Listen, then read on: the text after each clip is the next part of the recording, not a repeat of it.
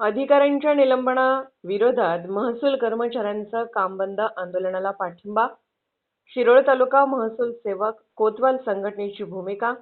नागपूर येथे सुरू असलेल्या हिवाळी अधिवेशनादरम्यान पुणे विभागातील 4 तहसीलदार, 4 मंडळ अधिकारी आणि 2 ग्राममहसूल अधिकारी यांचे करण्यात आलेले निलंबन अन्यायकारक असल्याचा आरोप करत राज्यातील महसूल अधिकाऱ्यांनी मंगळवार दिनांक 16 डिसेंबर 2025 पासून कामबंद आंदोलन पुकारले आहे.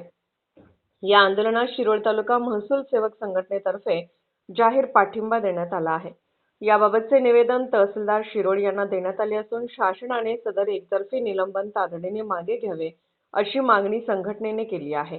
संघटनेच्या वतीने महादेव लक्ष्मण पवार, दीपक बी गस्ते, सचिन विश्वास शिंदे, बाबूराव शिवाजी कांबळे व प्रकाश कलगोंडा पाटील यांनी या आंदोलनाला पाठिंबा दर्शवला आहे.